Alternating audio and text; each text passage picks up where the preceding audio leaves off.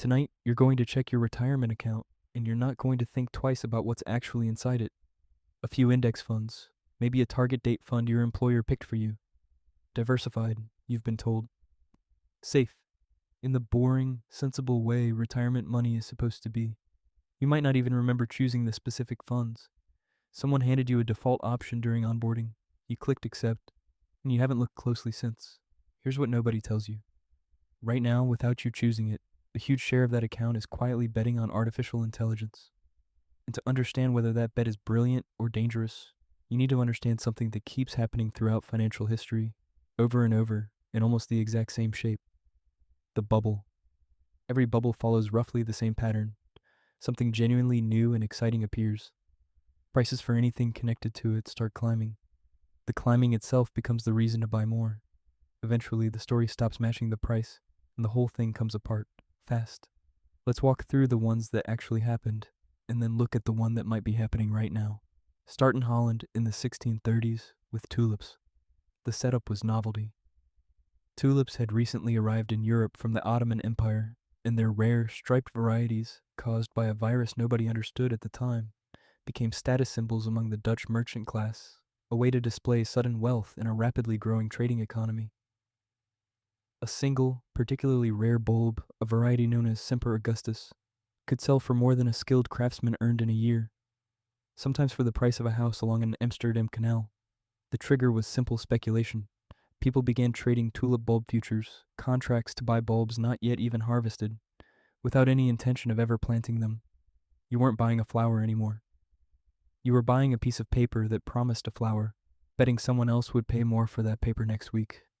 Taverns became informal trading floors. People who had never grown a single plant in their lives were suddenly bulb traders. The collapse came in February of 1637, when a routine bulb auction in Haarlem simply failed to attract buyers. Word spread. Prices that had climbed for months fell by more than 90% within weeks. There was no formal financial system to absorb the shock, no central bank, no stock exchange rules, no regulator to step in. It was mostly a private, painful unwinding among merchants and craftsmen who'd bet more than they could afford to lose, settled through lawsuits and local courts for years afterward. What survived from it wasn't a law, it was a phrase. Historians still use tulip mania as shorthand for any market where price has completely detached from underlying value, a warning label that's outlived the flowers themselves by almost 4 centuries. Now jump forward to 1929, a crash you may already know the broad shape of. The setup was optimism and easy credit, ordinary people buying stocks on margin, borrowing to buy shares they believed would keep climbing forever, sometimes putting down as little as 10% of a stock's price and borrowing the rest. The trigger in October was a sudden loss of confidence that snowballed into panic selling across 2 brutal trading days, Black Thursday and Black Tuesday. The collapse wiped out roughly a decade of market gains in days and dragged the entire economy into the Great Depression alongside it, with unemployment eventually climbing above 24%. The response, eventually, was the creation of the Securities and Exchange Commission in 1934, an agency built specifically to regulate stock markets and require companies to disclose real financial information to investors, rather than let rumor and hype set prices unchecked. What survived from 1929 is deep skepticism toward unregulated leverage, and a legal requirement that public companies actually show their books. Now, the dot-com bubble, the one that probably shaped how your parents think about tech stocks. The setup was the early internet, a genuinely revolutionary technology that was, for the first time, being folded into nearly every part of daily life. The trigger for the bubble specifically wasn't the internet being fake. It was investors pricing in decades of future growth immediately, for companies that had barely proven any actual business model at all.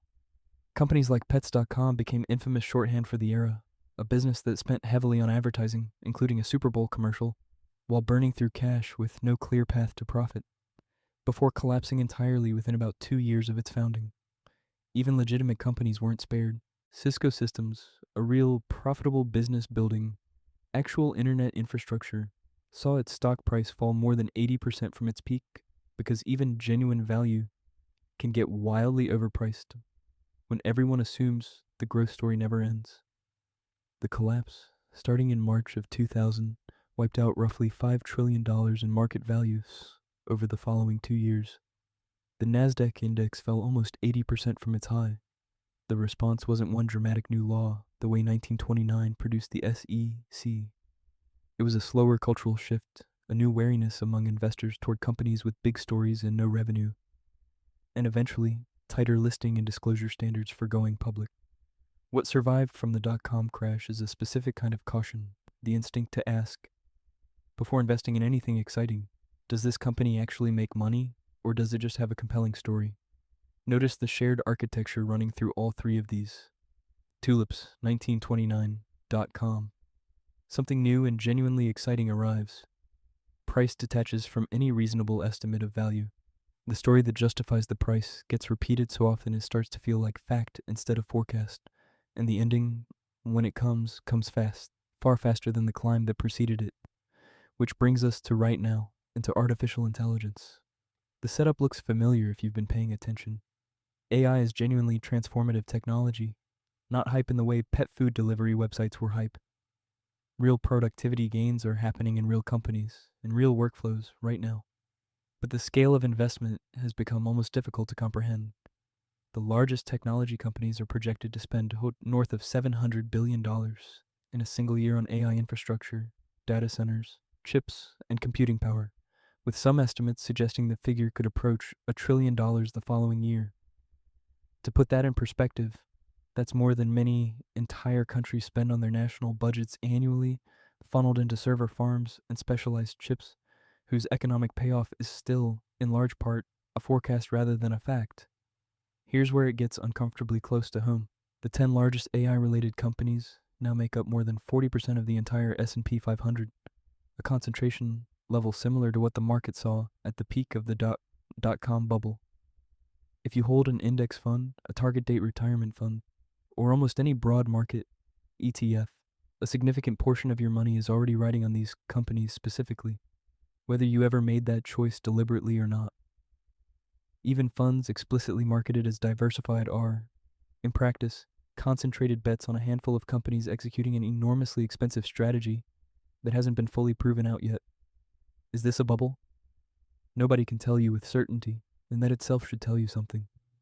According to a recent Bank of America survey of fund managers, a large share now identify an AI bubble as the single biggest risk facing markets.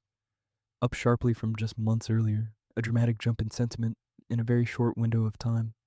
High-profile investors, including some who correctly predicted the 2008 mortgage collapse, have taken public positions betting against parts of the AI trade, arguing valuations have simply run ahead of any believable adoption curve. At the same time, the majority of fund managers surveyed still don't expect the big spenders to pull back anytime soon, and real revenue, real productivity gains, and real demand for computing power are all genuinely present.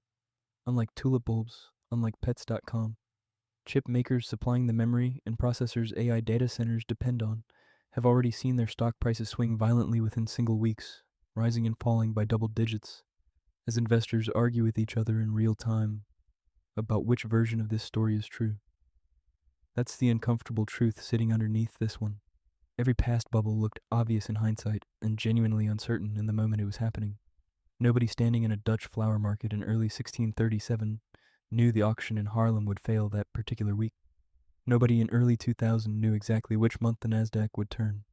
You are right now living inside a moment that historians may eventually describe with total confidence, using information that doesn't exist yet.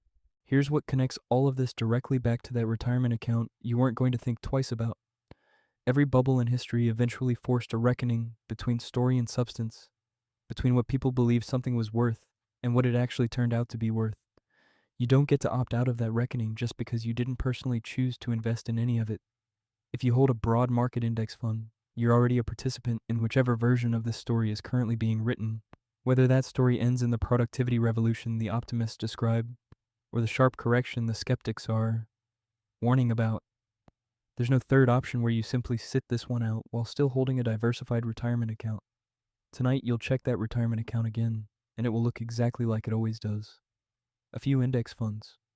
Numbers that go up most days and down on others. Nothing dramatic, nothing that looks like a headline. But now you know that underneath that quiet, diversified-looking number, you're holding a piece of the same pattern that ran through Dutch tulip fields in 1637. Wall Street trading floors in 1929, and .com offices in 2000. Something new, something exciting. A price that may or may not still make sense, and a question that only time, not a certainty, will eventually answer.